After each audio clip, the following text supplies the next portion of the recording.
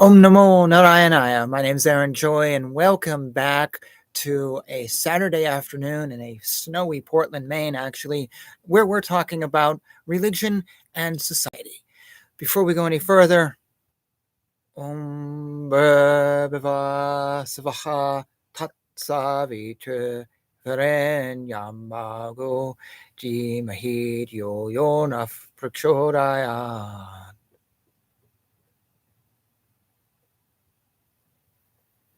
I want to open with a reading from my guru, Sri Acharya, from his book, Living Dharma.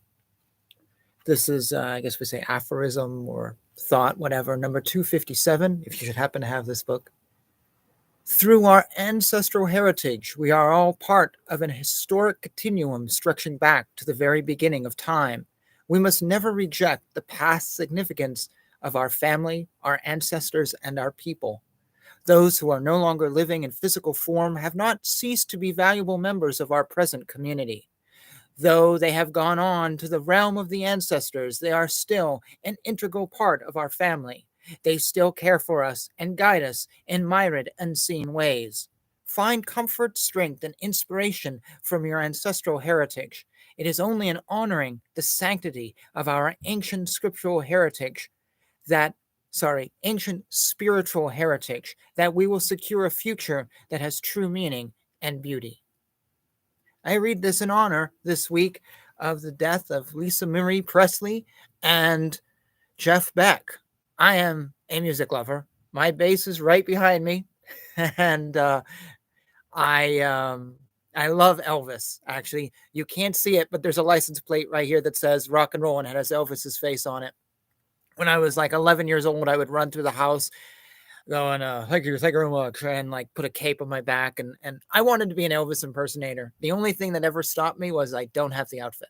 But I love Elvis. So seeing her death was like, oh my gosh. And I just read about the news of her going to the hospital hours earlier. And then Jeff Beck, the guitar player's guitar player, a guy who doesn't have, I feel, the mainstream fame that he could have, that his skills merit. But he lost out on that, I think, by his own choice. I think he followed, from what I know of his biography, he followed his own drummer. He did his own thing. He had his own challenges, and they weren't necessarily becoming a multimillionaire rock god. He didn't aim for commercialism. He aimed for being his true self. And so, in that sense, I honor the death of Jeff Beck this week because he lived for himself and to do his own thing. And he was a great guitar player. And like I said, as I say this as a bass player myself. So I have been in a few bands. I've been in the metal trio, Tired Wings in Brooklyn, and also a local group, Willie Martin and the Woods, which was an alternative country band. Of course, this is a funny story. We were playing and we had some great gigs, and then I decided to leave because I had my ex-girlfriend had just passed away on the day of one of our gigs. Plus, I was going here musically, and another member was going way over here, and I just felt like I didn't really want to go there, and I needed to deal with this family thing, and just my ex-girlfriend died at 33 years old from drinking, so it was really traumatic. So I took a few months off and just kind of regrouped, and then I later in the year got my bass, signed up for a jazz theory class, which was like having Thor's hammer hit your head every single week, to the point where I was like, it was insane. It was just me and a sax player, but it really wasn't tailored to us. It was just a teacher who just didn't read people well, and he might be a good player, but it became so difficult that I think the learning stopped at one point, and I was just going there because I paid for it. And that was what it is, but I learned a lot, and I thought I'm going to regroup, and I'm just going to sit with my bass and just go through a lot of this stuff. And it was all jazz theory and stuff I had basics in, and now I had a whole lot of more knowledge in, and I had it all planned out. The class ended in December. I was going to go through the winter here in Maine where there's snow on the ground, and I don't want to lug one of these things around. And then in March or April, I'd look for a band to play in. And you know what happened in March or April? Lockdowns. Oh, I was just like, oh, you're kidding me. Oh, you're kidding me. The band I left even broke up at one point. I was just like, that's it. And I haven't played since out in public. But if any of you are in Portland, Maine and looking for a bass player, I'd be interested. Give me a buzz. My email's down below. So big music fan here. It'll come up. No, it doesn't really have anything to do with religion, which is the theme of this show. But I have a religion story related to one band that I left. Hadn't been with them for so long. Things were kind of okay. Personality conflicts. Just like I had one guy in the band say to me, he goes, I hate bassists who play like a lot of notes. And I really don't play a lot of notes. I'm not like Chaco or anything. But he goes, bass players should play one note that nobody can hear. Boom, boom, boom, boom, boom. Like, nah, man, you're insulting me because I'm trying to create some groove to go underneath the melody, and you're just telling me just to play C, C, C, C, C, do, do, do, do, whatever. I'm like, I can't, I'm done. And we finally, I kind of swallowed it for a while, and then I was just getting frustrated. And then I finally quit over a text message because he said, we have a drummer who's heard our music and he wants to play in this group. Okay, cool. Let's bring him in. Because I was basically doing the drum parts on my bass, which meant I couldn't always play the way I wanted to because I wanted to make sure we had a strong backbeat.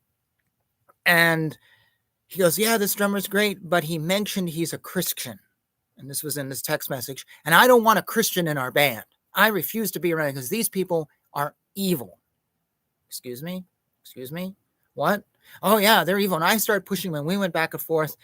He said that his uncle or somebody had shown him some church down the road and never to go in there because he might not come out alive because Christians do evil things.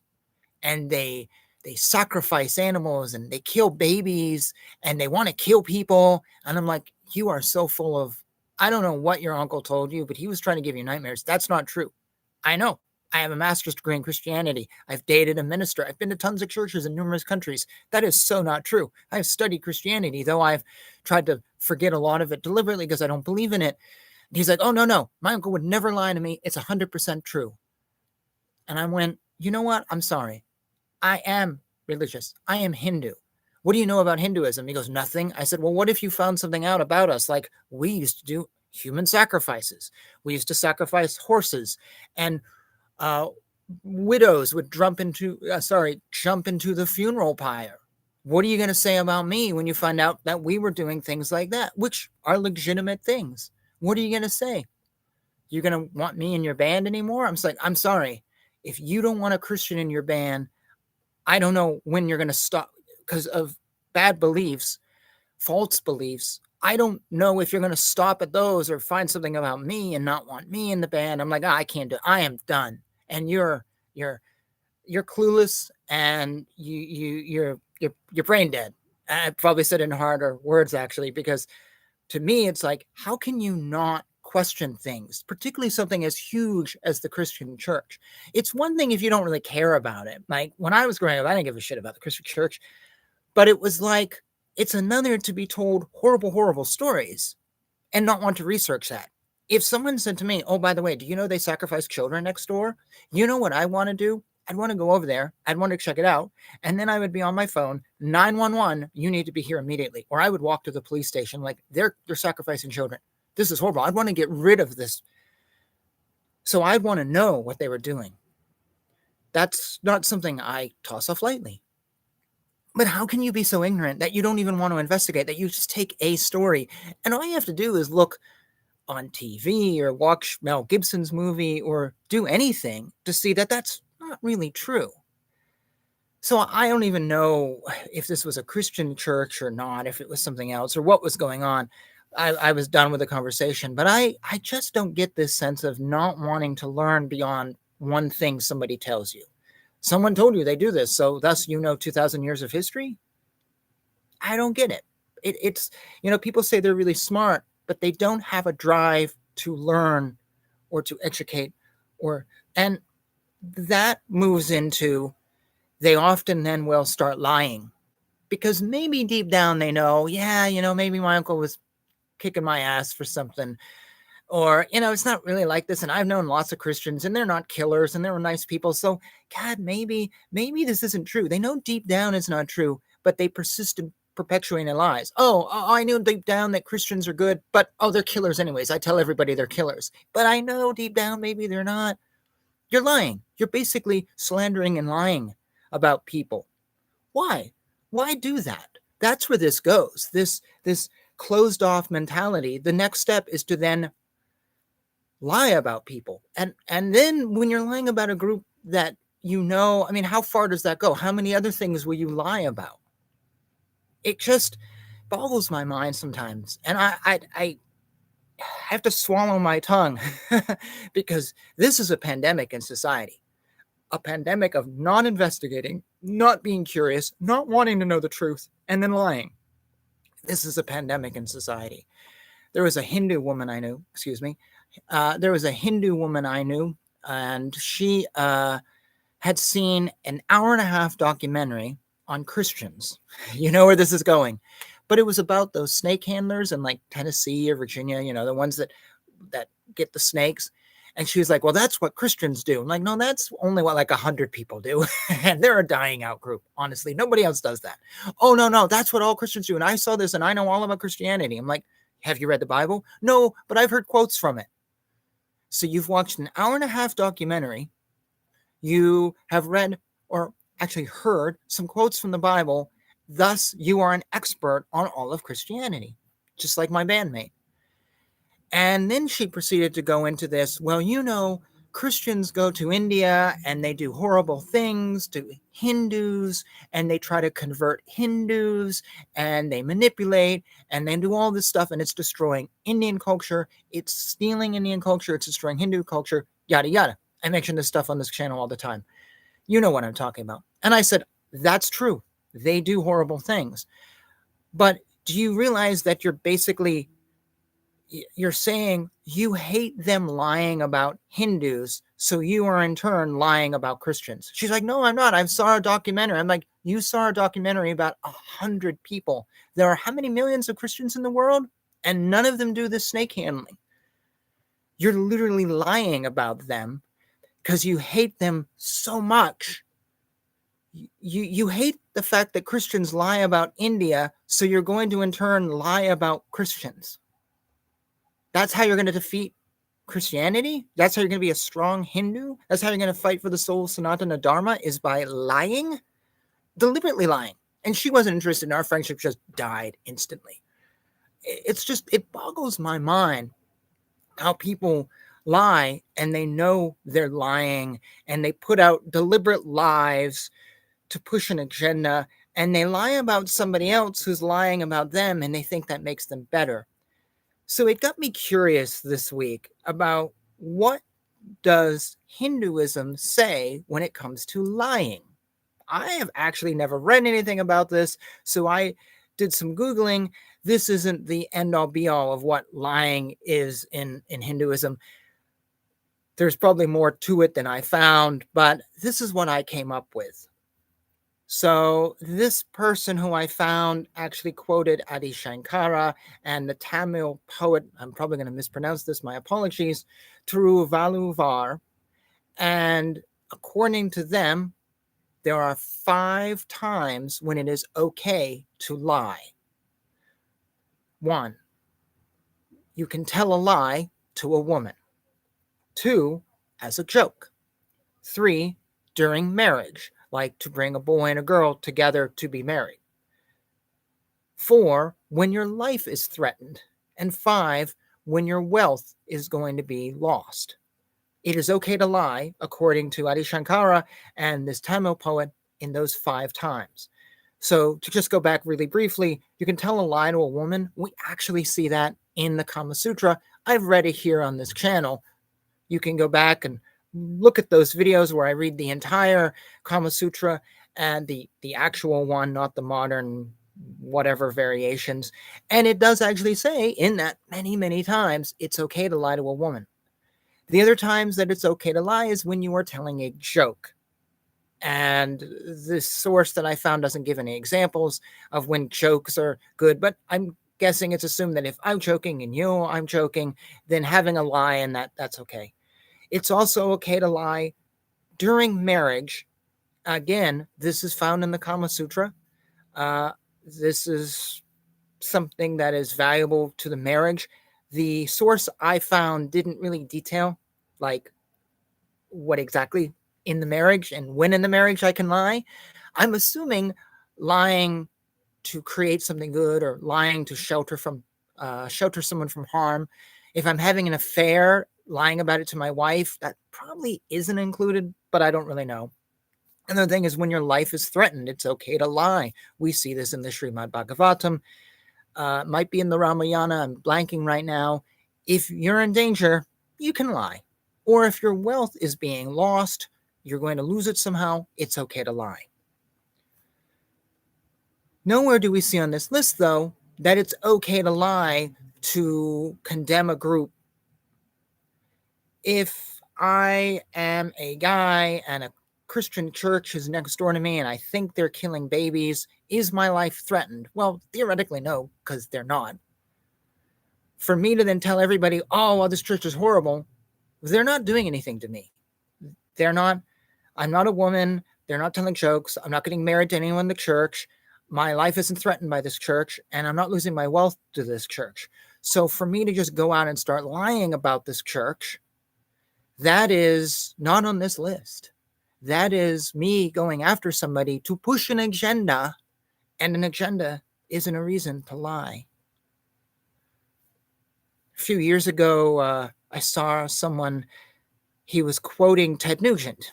You can say what you want about Ted Nugent, but he had put a quote out, and the quote had been misinterpreted, and he had responded with, no, that's not what I said, and here's the actual interview, but they've misinterpreted me. And a friend was pushing this misinterpretation, going, oh, look at how stupid Ted Nugent is. And I said, you know what? He didn't actually say this. He actually condemned that. And my friend came right back and he goes, oh, it doesn't matter if he didn't say it or not, because he's such a bad person. It doesn't matter. So I'll credit the quote to him anyways, because he's a bad person. So you're going to deliberately lie. And I sent a link that Ted had written. I said, here's the actual quote by Ted. And my friend read it and he's like, yeah, it doesn't matter. He's bad, so I'll lie about him. Nowhere on this list does it say you can do that. But yet, that is how society runs now. And it boggles my mind sometimes. And it's just very frustrating. So I would be interested in your thoughts on lying. What's the limit to lying? Are there things on this list that, well, this list isn't complete? Let me know what you think. It just was like, yeah, it was very interesting. And I see all these lies and all these things. And yeah, I don't know. I was looking for some feedback, so I thought I'd bring it here. Give me a chance. Let me take a drink. Now, this does go into what I want to talk about today, and that is Jordan Peterson. Let me get my notes. So, Jordan Peterson has been in the news lately. You've probably seen the news in passing or something. I'm sorry, my camera is moving on me. Live television is like that. And I forgot my microphone, so my apologies for that. Anyways, back to Jordan. He had, I think, 12 complaints. I might have the number wrong. 12 complaints against him for things. And many of the people who complained said they were students of him. They were never students. They deliberately lied. As for the details of the complaints, I won't go into them. I won't go into what's happening to him either. Basically, he's being threatened by the College of Psychologists. He's told that because of these 12 complaints, he needs to go through a re-education program, be approved by somebody that he has been re-educated, and he now knows how to communicate with people and communicate the right ideas, or actually, they say woke progressive ideas, not conservative or traditional ideas. And then he will be allowed to practice. And if he does not do this re-education program, and who knows how long it can last, but he'll have to pay for it out of his own pocket, and it will probably be thousands of dollars. He will be put up for a trial or a hearing of some sort and potentially lose his license. Probably he absolutely will lose his license, so he won't be able to see any students anymore. So this has been making the news. If you would like details on what is exactly going on with him, down below, there is a link to his YouTube channel where he spends about an hour and a half with his daughter and he details everything. And he's very open about this. And he goes, I will put everything I can into the public so you can all see and pass your own judgment on what I've done. Now, I won't say I'm like a huge Jordan Peterson fan. I have known about him since he kind of took the internet by storm. But in the beginning, I would see his name and I would see these video recordings from his classrooms. And I was like, okay, the guy's really intelligent, but he rambles and he goes in all these directions and I can't keep track of what he's talking about. But there's some really interesting stuff here and he's actually really cool. But I never really got into him. And I then noticed when he left the university, which was not by choice, it was under duress. They were pushing him out. And I took more notice of him. That got me to become someone who now kind of pays attention to him or peeks in on his YouTube to see what's going on. The college, I assume, probably wanted to get rid of him with the thought that if they get rid of him, he'll vanish. He'll be gone. And it didn't work. His career just went boom. It skyrocketed. It skyrocketed so much that he has not had any students since 2017. And he's in a point now where if they took his license, it would be too bad because he spent 10 years trying to get it, but he really doesn't need it. He can still write books. He can do YouTube. He can do talks. He can do interviews. He can do all sorts of things. He hasn't actually had any formal students in years, so his income isn't relying on it. So really taking the license is like, what are you doing to him? What are you doing? He's already left the college. Didn't matter. You had to take his life. That's not going to matter. You think it's going to be less? It's actually going to make things worse. So I want to touch base on some of the things, some thoughts I've had over Jordan Peterson's leaving. He has said in this video, if you go below, he said that the whole damn organization is corrupt. And I've seen him in other videos talk about how he has no respect for the College of Psychologists. So if they get rid of the degree, get rid of his certification, it's sort of like, well, it's a group he doesn't care about anymore. So you're almost throwing Brer Rabbit into the briar patch. He's like, okay, whatever. I used to be a Freemason. I was very active, like 4 to 5 nights a week for a couple years. I was really active. And then I had some philosophical and ethical issues and some personal issues with some people. I had one person think that I was trying to get in on his territory. I'm like, no, I don't know what your territory is. Oh, no, you're trying to take my fame. And I'm like, oh, your ego's just out of control. And you're threatened by a non-threatening person who doesn't care. And I had other things that was just like, this doesn't make sense to me and ethically, whatever. And it wasn't what I thought it was going to be. So I left. And I had kind of basically pulled back and quit 100%, except this one guy asked me to be involved. And here I was, 2 years in Freemasonry. I basically didn't care. I'd stopped everything, but I said to this friend, okay, I'll come back and do this one event, and that's it. And that's because I have no animosity with you. I'll come back and do it. But then I'm officially done. I am done with this. I did the event how I wanted. It was fine. And then I just said, I walked out. I didn't care again. Well, someone watching it, didn't like what I had done. And I got this huge letter. Well, you can't be involved in Freemasonry. And I'm kicking you out and don't do this and you're done. I'm like, I left 6 months ago. And for you to kick me out of an organization that I don't really care about anymore, I don't feel threatened. You should have written this letter months ago. It's just like, really? Like, and now you're telling me to leave a group that I have already left and I'm happy to leave. And wow, I feel sorry for you. I really feel sorry for you. I got it. I got what Jordan Peterson is saying. I understand it. He doesn't care on some level. And he's moved beyond this group. I think, though, this group, this College of Psychologists, and his university are jealous. I think they're jealous of him. I think they see this guy, just a college professor like any other Canadian psychologist, and how many are there of them out there who suddenly became super famous, but it went beyond anybody else. Okay, let me rephrase this. How many Canadian psychologists can you name? Jordan Peterson? Anything else? Anyone else? Probably that's it. Because most of them, they get on the news, they promote their new book. Hey, this is what I'm doing. Buy my book. They do a few interviews and then they vanish away. You never hear about them again. Or there's a trend now. They get on and they have some crazy idea. Like there was I don't know what it was, psychologist or whatever out of England that said you can now self-identify your own age. So if I told you that I'm 60 years old and not 45, that is 100% correct. I am 60 years old. Now, in the next 5 minutes, if I told you I was 7 years old, then that's correct too. And it was just like, are you trying to become famous? And that person's in the news criticized by like folks like Matt Walsh and Tucker Carlson and then vanishes. Jordan Peterson didn't do that. He just had his lectures that were talked about. And Jordan became huge with these lectures. And then he kind of became really big and he went viral. And no other psychologist in Canada has this happen to him. And no other professor from his university had this happen. So I truly believe there is jealousy underneath the hatred for Jordan Peterson. They don't want him to be successful because their little book wasn't successful. Why should he be successful? Why should this guy become big when their little book that they're promoting on the show didn't go anywhere?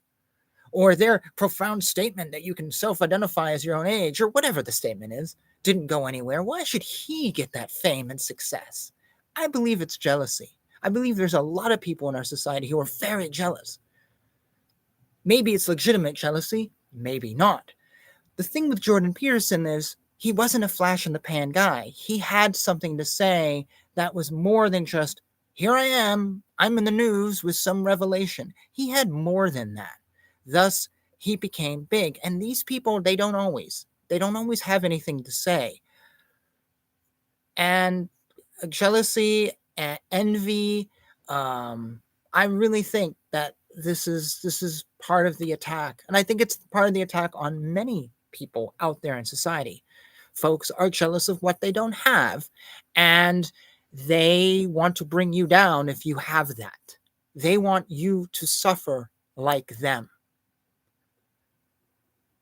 We see this actually in the Ramayana, which I've been reading right now, stories of envy and jealousy and folks wanting what others have and being willing to go to war just because somebody else is more successful or more famous or can do something they can. There's a story in the Ramayana where Rama picks up this bow of Lord Shiva, and nobody else in the world's been able to pick up this bow. Nobody can do it. It's sort of like in Western terms, the story of Excalibur. No one could pull the sword from the rock. So Shiva picks up this bow and twangs it and does whatever. It's kind of like no big deal. And the story is told in the Ramayana, book 1 of the 7 non-abridged version, that many kings and many lords and whatever had come and picked up this bow. Well, they couldn't pick it up. They could hold it, but they couldn't pick it up. They couldn't twang it. They couldn't do anything. And they were so upset by this, they started wars and they started fighting.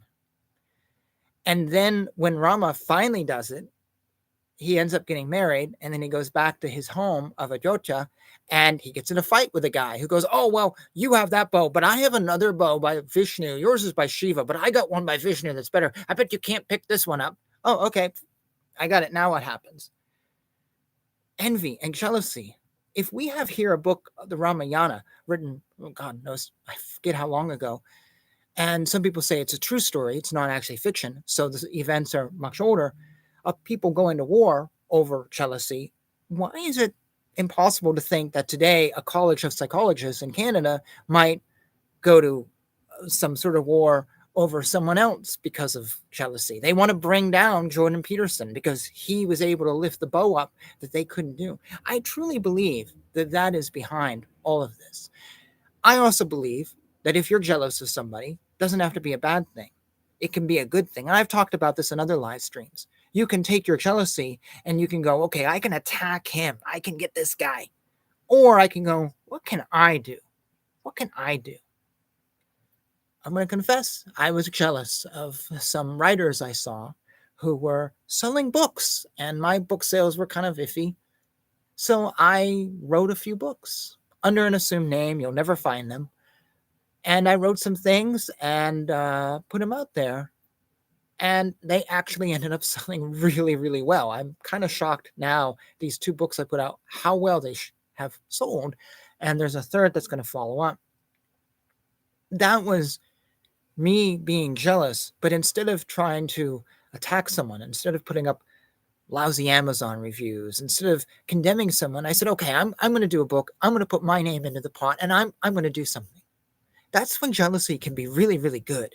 But that's not what we do. We live in a world of Twitter fights. I'm going to attack you, and then I'm going to feel so proud because I brought down someone on Twitter. But what are you really doing at the end of the day? How has your life changed? You know, these 12 people who complained about Jordan Peterson, how is their life going to be better if he loses his certification? It's not. They're going to be still jealous of him. They're going to be jealous of somebody else eventually. So that's my feelings on that, on what's behind this. Now, some other thoughts on Dr. Peterson. He says in the video, the link down below, which you should check out, that you will not be able to in the future in Canada trust the police, lawyers, or doctors, because according to Dr. Peterson, there is a move now where if you don't follow a particular agenda, which is the woke progressive agenda, you will have your licensing revoked. You will be dismissed. You won't be practicing. You'll be gone. You'll be out the door. Doctors will have their licenses revoked if they don't recognize non-binary as a legitimate gender. Lawyers will have to push a woke agenda in Canada, according to Dr. Peterson. Otherwise, they may be up before the bar. The police will have to promote certain agendas when keeping crime, according to Dr. Peterson. Otherwise, they'll be out the door. So you will not be able to trust any of these people. And he talks about in this interview others he knows who have been up before their licensing committees because they think the wrong thing. They say the wrong thing. They like the wrong thing. Maybe you saw the newspaper clipping or the news article recently, who reads clippings in newspapers, of a person who was dismissed because he liked a particular YouTube channel. That's insane. I saw somewhere else someone had been dismissed from an organization because he said, I would be interested in reading this particular book, which was by the opposite point of view of this particular organization. Just because he wanted to read a book meant he was out. So, for example, if you are a Bill Clinton follower and you love Bill Clinton and you say, I want to read a book about Richard Nixon, you'd be out. Or I am a Christian conservative, but I would like to read a book about atheism. Well, you're out. We don't want you anymore. We don't even want you reading about the other side of the point of view. That is so scary to me. That is really scary. This is authoritarian. This is brainwashing. This is bad. And when your doctors and your lawyers and your police now are going to be challenged, where if they don't follow this, well, that's bad for you. My question is, first, we have in Canada doctors, the police, and lawyers who will have their licenses potentially revoked if they don't follow an agenda, according to Dr. Peterson in the video that I've linked down below. But who is next? Who will be the next group that will have their licenses revoked? I propose ministers. Now, ministers don't necessarily have a license, but what they do have, at least in America, is they, on their taxes, ministers don't have to pay taxes on things related to their ministry. Where, who's to say that maybe that right will be revoked? We're suddenly, no, sorry, you're promoting something in your church. Your talk in your church is wrong. We don't like it. Therefore, we're not going to allow you to be tax-free as a minister. Who's to say that's not next? There's already a push Some people want ministers to submit their sermons to have them approved by some government or private organization before they're given. So first in Canada, you see the threatening of police, and then the doctors and the lawyers, psychologists like Dr. Peterson, they're threatened if they don't push the agenda. I say ministers might be next. And if it's a Christian minister, well, then the next thing might be a Buddhist minister. Actually, wouldn't be a minister, sorry, Buddhist, Roshi, Buddhist priest. And then a Hindu priest. And then why not a Muslim, Oman? Or a Jewish, whatever. We could keep going. Why not all religions now suddenly have to submit their pulpit talks and have that edited? Why not? And maybe they will be denied their rights. I see a future where a church says it's not woke, and suddenly that church is not going to be able to be tax-free entity. I see that future. I absolutely see that future. Now, the thing is I actually believe, we should take away the tax freedoms that religious groups have. We should also put in jail ministers who are pedophiles. I am absolutely for that. But it's not a religious thing. I think they should just be treated like every other organization. Right now, we're saying they're a tax-free group because they believe in an entity that may not exist. Basically, that's what we're saying. No, let's just make them like a normal business. And if that church goes broke because it has no money, well, then it goes broke because it has no money. That's a little different, though, than saying if you don't push a certain agenda, you're done. If you don't have a special trans sermon every Sunday, a service, then you're done. And I think that's next. I think that's what will happen next. Then I wonder who might be after that. So I'm thinking, what other organization might be ixnayed, might be removed? So I was watching something the other day about the New World Order, the World Economic Federation, whatever it's called, organization, and there is a move to start punishing companies that don't, toe the line. So you won't get orders from the government. You won't be allowed to work with a certain group. So you drive the truck, but your trucking company will be dismissed from the organization you're with if your trucking company doesn't push it. So it will just affect everything down the line. I'm a farmer. I raise animals. I don't care about woke stuff, but I won't be able to sell my stuff at market. That's the idea. So it's going to hit everybody. It's not just psychiatrists. That's my fear. And the World Economic, whatever it's called, is already pushing these ideas. So I don't think I'm so far off to say, if you're watching the news on Jordan Peterson and you think it's just him, no, I don't think so at all. Open your eyes. This is the future. And wait till you're next. Or wait till your company is next. And wait till your company is trapped and you're just an employee and they lay you off. And you're like, but I have nothing to do with this. Like, yeah, sorry, we don't push this and we got written off. Just wait. I think this is the future. I think this is a horrible future. This is a scary future.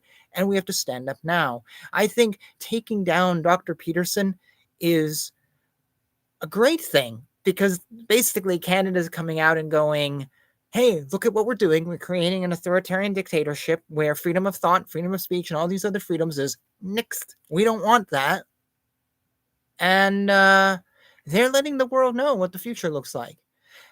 And I hope people wake up to this. I hope they see what's going on to Dr. Peterson and they do a little more research. And they go, I don't want this. I don't want this future. And they start to fight back. They start to rebel back in any way they can. I don't know how you fight back against this. I promote having faith, having hope, and religion. Never give up your religion, because when you give up that, you're going to give up your soul.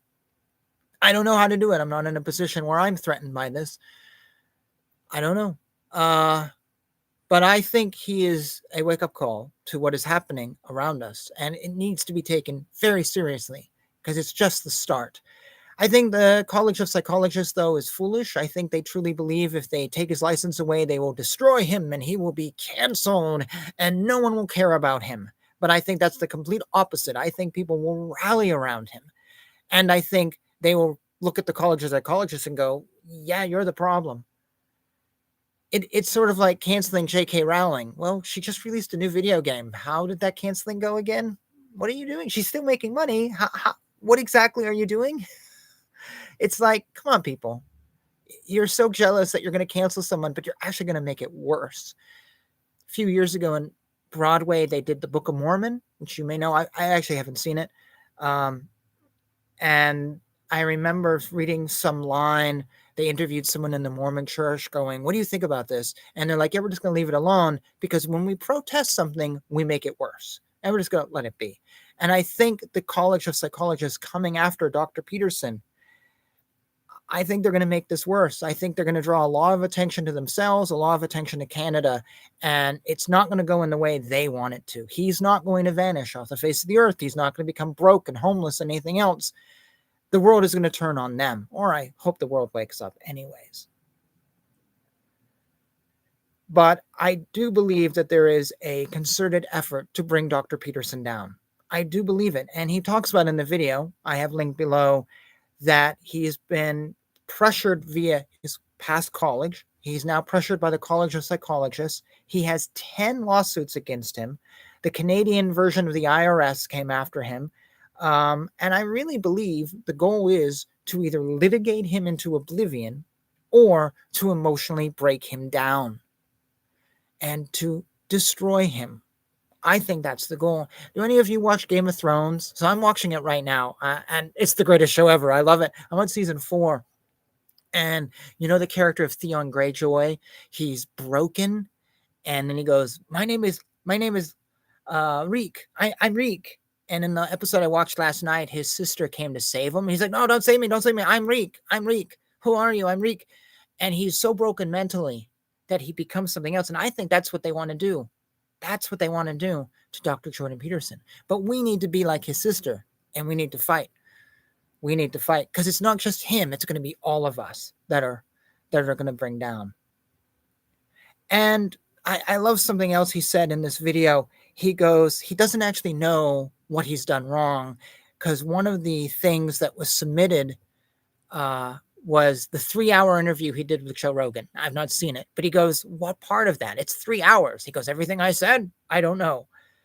And then he goes, I retweeted the head of the minority party or the opposition party, whatever you call it. He goes, that guy's one of our leaders. How is retweeting what the other party says, you know, something that should take away my licensing?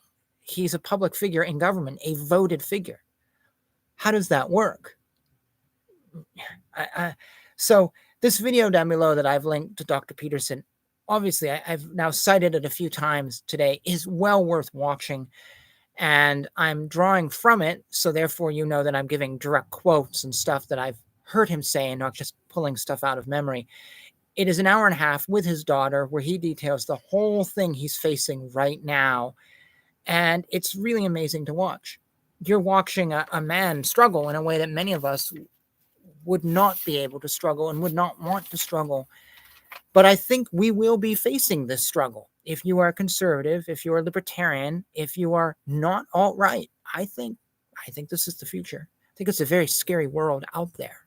And I think if you are religious, you're going to be on the hit list. I really do think religious people, whatever your religion, you're going to be on the hit list. Maybe not Muslims, because we have a weird give and take with them. And some branches of Islam are violent. But I think if you're Buddhist, if you're a minister or a priest or an Orthodox Jew, I think you're going to be threatened in the future. I think your church is going to be threatened, or your temple, or your mosque, or whatever, your mandir, whatever it is. I truly believe that. And I think we're seeing it happen right now. I think in the new 15-minute city plan that they have, which pushes everyone from the country into the cities, and there's actually, they want like all the public land in America will just be nationalized and you won't be able to live there, so we'll be forced into these cities. I don't think there'll be any space for churches or temples or anything else. And if you have a traditional Christian group that doesn't believe in gay and lesbians or whatever, you will not be welcome there. And while I disagree with that church group, I do agree with the idea of freedom of speech and freedom of thought. That's how the world was created, by all of us believing in different things. So I don't want to get rid of any of that. I want us all to have very different beliefs. And I love learning about other beliefs myself. I love reading about other religions and other things that disagree with me. That's how I grow. Actually, I find it's really interesting when I read about another religion, for example, Christianity, because many people watching this I know are Christians, so that's something you can relate to. I find my own beliefs in Hinduism just sort of really, I get really firm in them because I read this book about this guy and that guy, and I'm like, okay, whatever. I don't find myself converting over to Christianity. I find myself just, yes, I am a believer in Krishna and Sanatana Dharma, and this is my faith, and it strengthens me. But I don't know if everyone's like that. And I think there's a fear that, oh, if you read a book by G.K. Chesterton or C.S. Lewis's God in the Dock or something, you'll convert to Christianity. No, not necessarily. I think that helps me. It helps me grow. That's just me. I don't know. As I said at the very beginning of this chat today, it scares me, though, how many people out there are not intellectually curious. They don't want to grow and they don't want to learn. Very much scares me. So you mix that with jealousy, and I think it is a very hostile combination. It is a very scary combination. And I think the scriptures show us the outcome.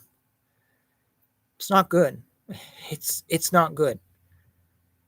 Ramayana comes to mind. Like I said, I was reading it this morning. The Ramayana shows us what happens when we are jealous and when we attack people and when we fight. It is our own decline. It is our own end. So in this modern world, I don't think we're that much different from the stories of the Ramayana. I don't think the world has changed that much, really. I think we're still leading the same path, as I said earlier. So let me know what you think.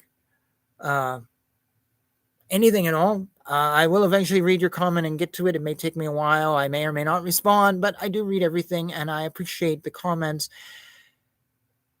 Just here once a week, chatting about religion and society, trying to offer ideas or perspectives or to make you want to learn more. Or on the other hand, maybe you think what I'm saying is bonkers. So feel free to put that down below. And I welcome you to chime in on anything you want and watch my other videos and check out my website with the link down below. And yeah, next week, unless the schedule changes, I'll be coming out with an episode expanding upon a previous one. Last week's episode, I talked about the different religious teachers I had hit over the years, just so you have an idea of where I've come from.